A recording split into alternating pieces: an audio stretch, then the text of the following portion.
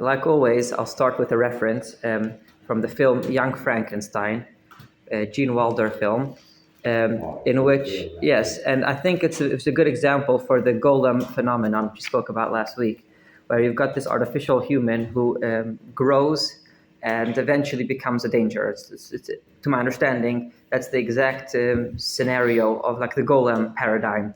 The Golem also has evolved meanings in society. So in social media, it can mean also a similar idea of when things can grow out of proportion and danger. In the original Golem story, they gave him a task, and he didn't understand what the purpose of the task was, so he did it until an irrational point and even became too much. So similarly with social media, certain phenomena can be attributed to the Golem paradigm. You also have a metal song. Someone pointed out to me in heavy metal, they have a song about the Golem, similar idea where the Golem was growing and it became a danger. And there's a film called Der Golem, a German film. So the Golem has reached out of the Jewish circles into society. The classic example generally is the Frankenstein, and you have the film Young Frankenstein. So what interests me today mainly is whether or not the Golem was human. So this would be a follow-up on last week's class where we spoke about what makes something or someone human and what gives someone the rights for human rights. Today I'll follow up with the Golem being an interesting example. Was the Golem human or not? So again, I'll ask everyone, we've discussed a bit of this last week, what would you think? Do you think, is it wrong to kill a Golem? Did he have free will? I don't think so. Depends what he does. Well, surely he does what he's told. I mean, a determinist would tell you it's wrong to kill humans, right? Is it only free will that makes us special? I was going to ask, did it have a name that wasn't Golem? But maybe that's... Yosela. His name was Yosela. The Maharalmi Prague's Golem, his name was Yosela, allegedly. Really? So why is it wrong to kill people? What is it about people that's wrong to kill? Why is it different to kill a Golem to kill a person? Where is there a difference between the two?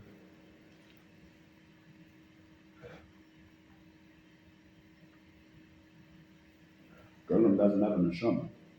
So we discussed this last week. How would you know that? How do we determine who doesn't have a neshama?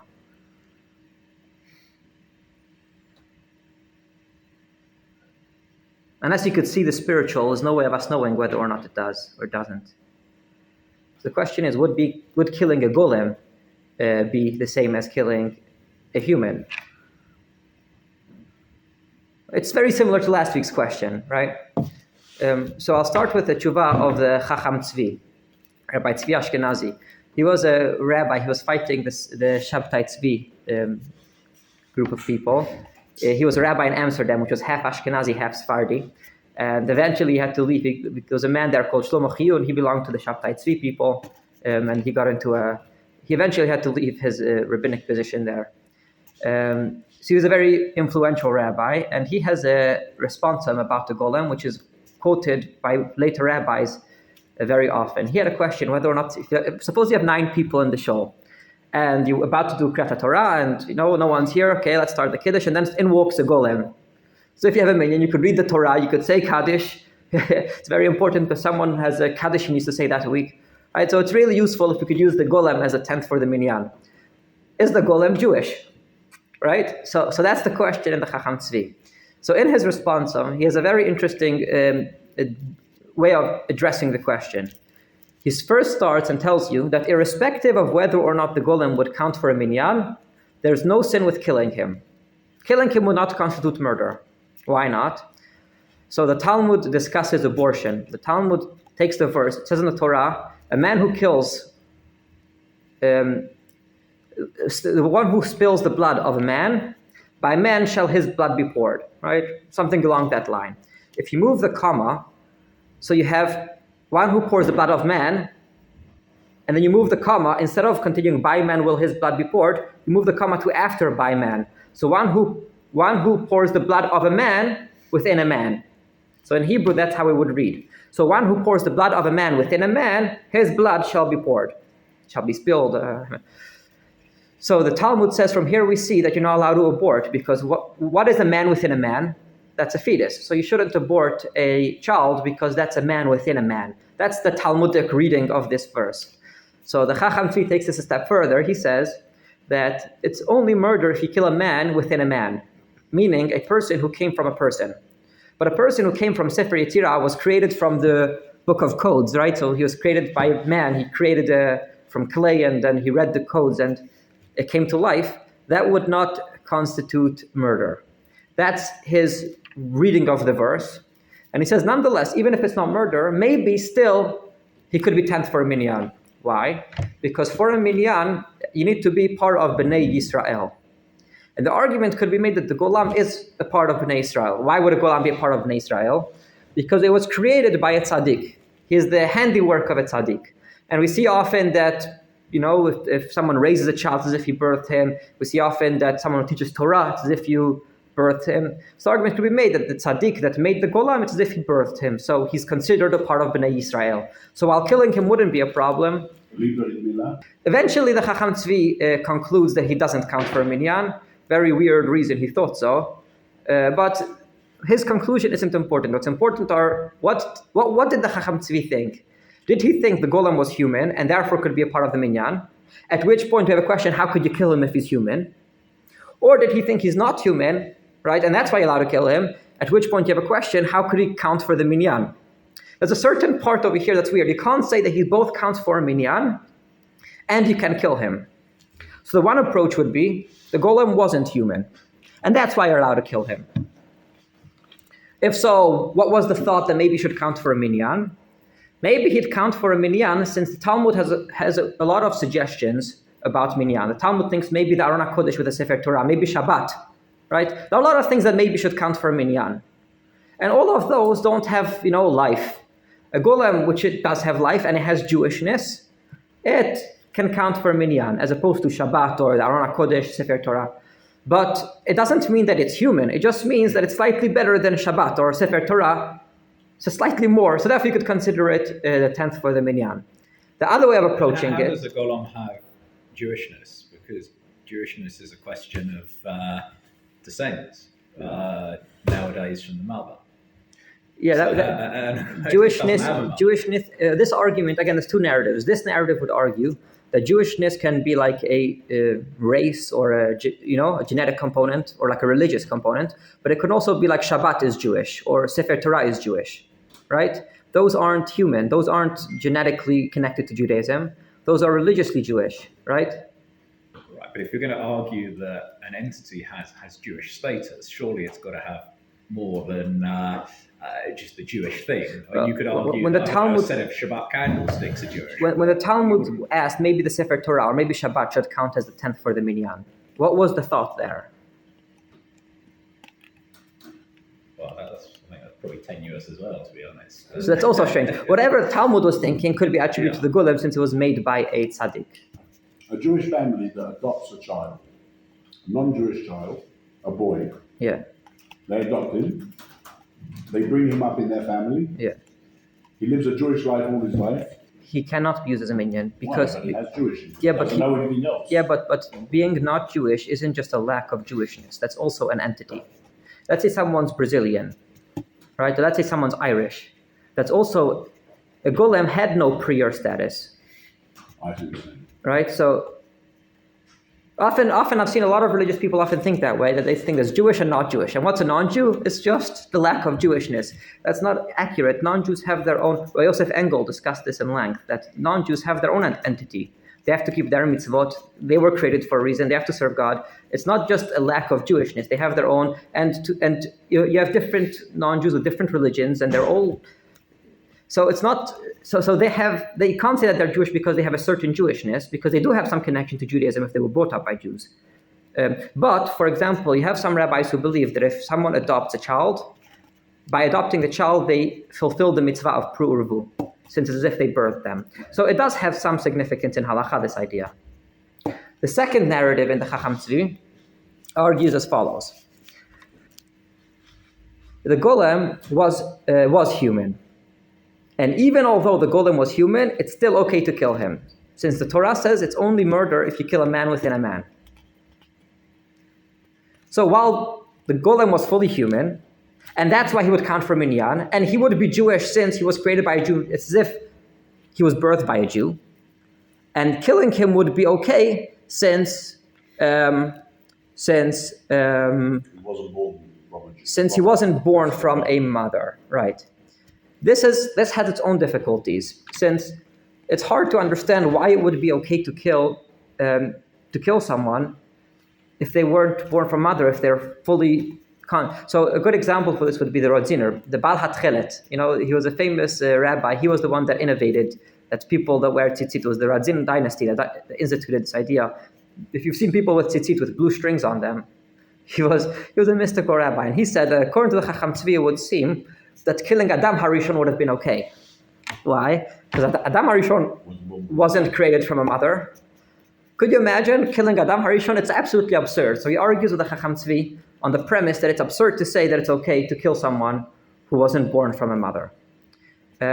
I once wrote, I never published this, but I'm going to publish it hopefully someday. I once wrote an article about this Chacham Tzvi, and I argued that the Chacham Tzvi did not mean that if a creature wasn't born, didn't have birth, it's not human.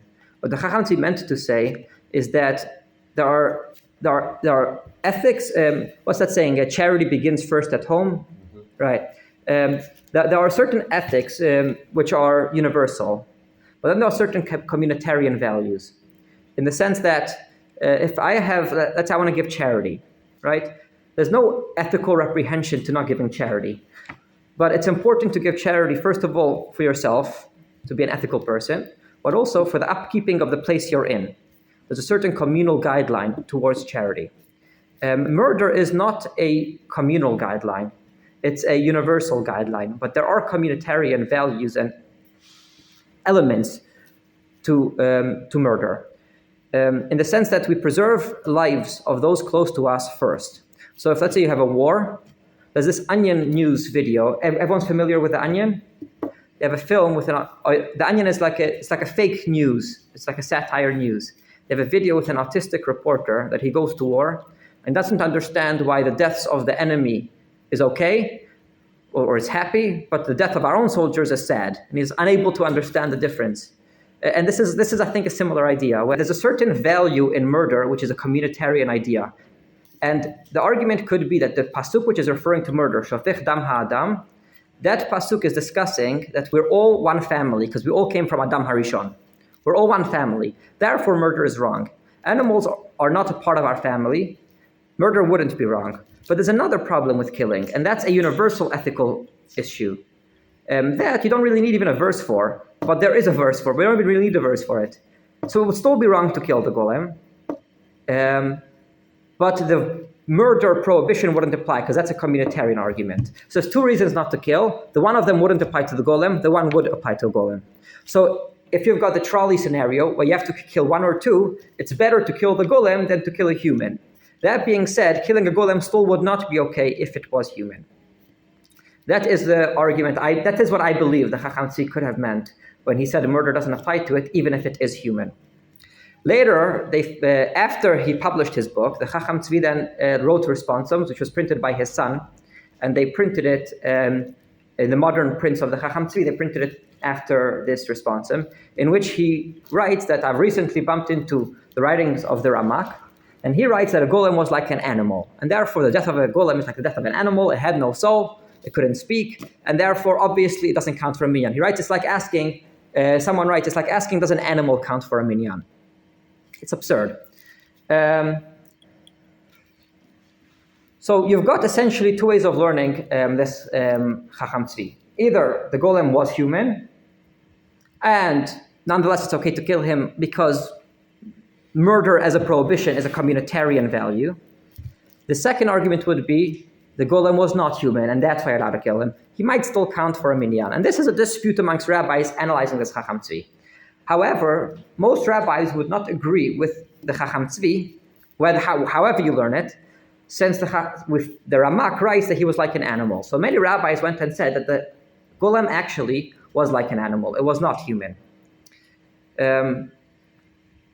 First, I'll start with two out there opinions that believe that the golem was not only human, but he was a full functioning human to the extent they might have even been Jewish. First of the two would be Rabbi Tzadok HaKohen Milublin.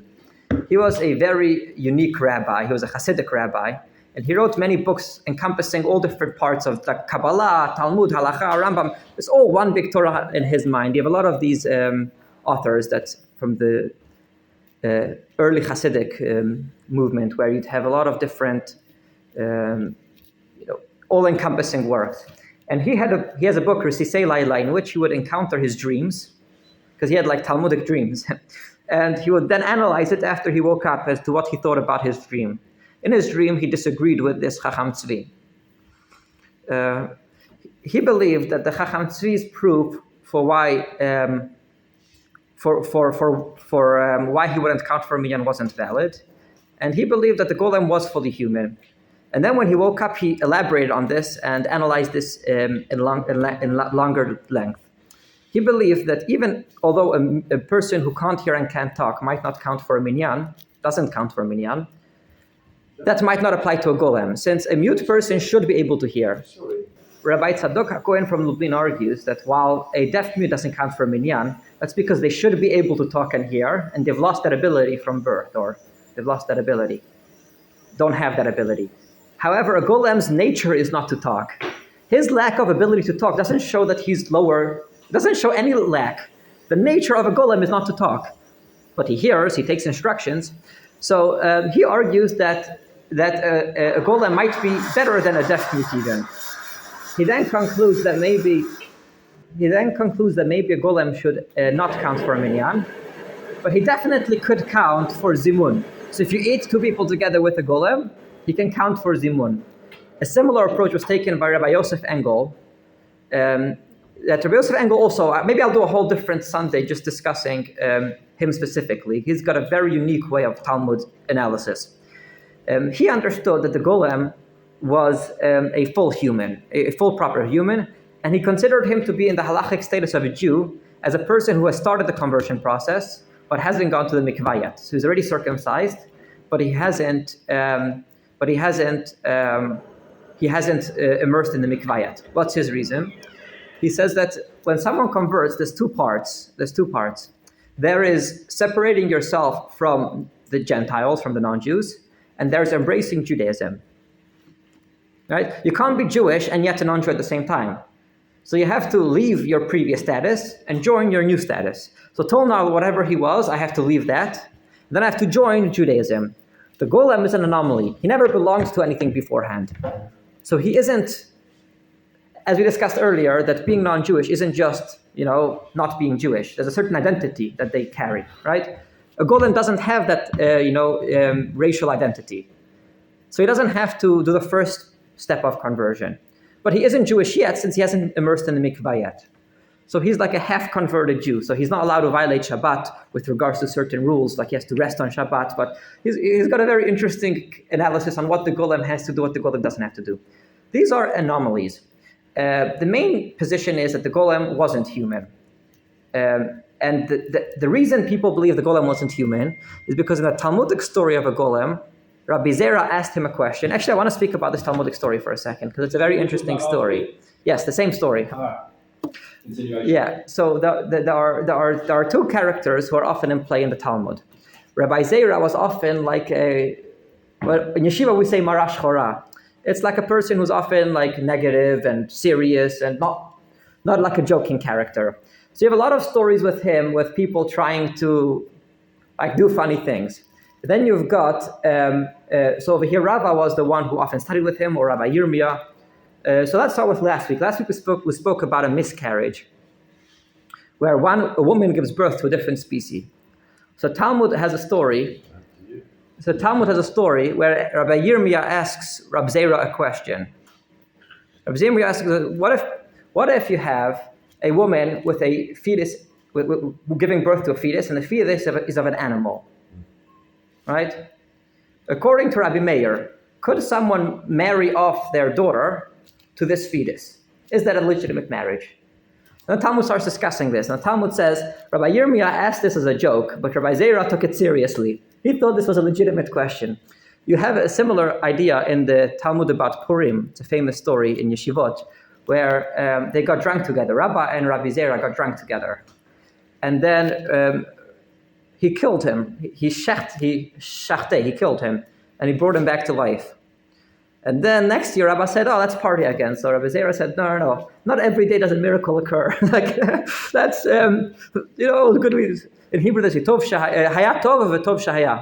It's good that it was. It was good, but it's good that it was. So let's not party again." So some people believe that is also why he created a golem. Rabbi created a golem and sent him to Rabbi Zera.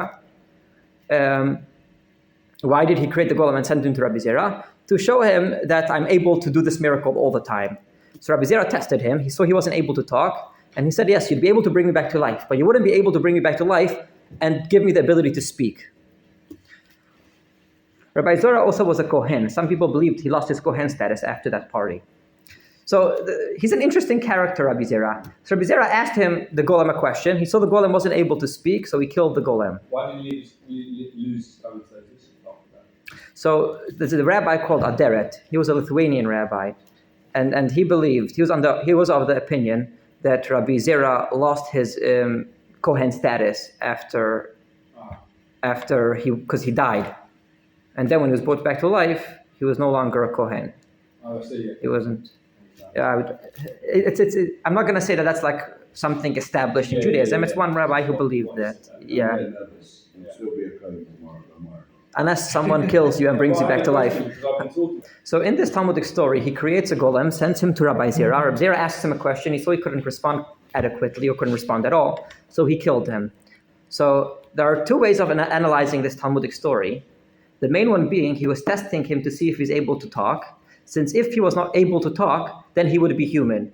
If he's not able to talk, he's obviously not human. The way of judging the creature to see if it's human or not was by its ability to talk. So if the golem would have responded and had a conversation with him, it would have been evident that this is a human, and therefore killing him would be wrong. Is there anything about writing in that you've learned there? Like, because I'm thinking, okay, let's say this golem can't speak, but it can write notes and put them in the wall, or give it to you to ask a question about this shit. I don't think there's any evidence of the golem writing. As mentioned last week, there's basically no evidence for any speech. So that would come down to what I mentioned probably earlier about Reb Chaim from Tzanz, Reb Chaim Halberstrom. He has a response about deaf mutes. If they could write, does that change things? So the one way of analyzing the story was that he was testing the golem to see if the golem was able to speak. If the golem is able to speak, he would have not been able to kill him since he's human.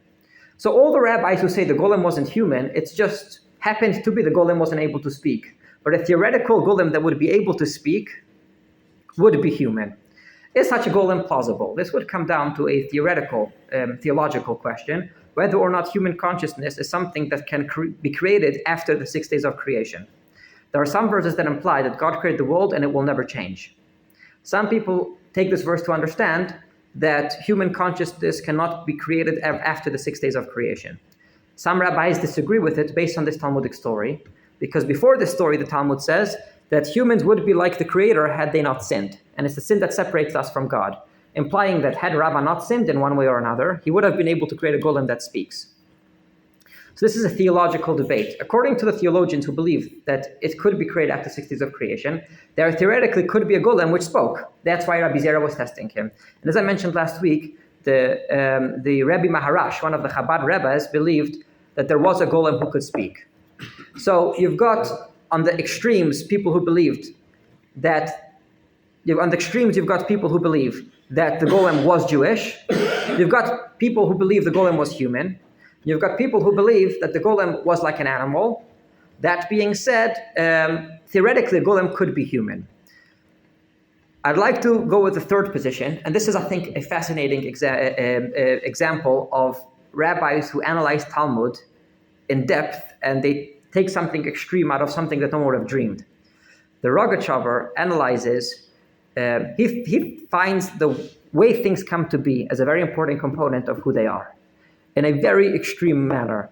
So he shows you examples of when different creations coming together create something new.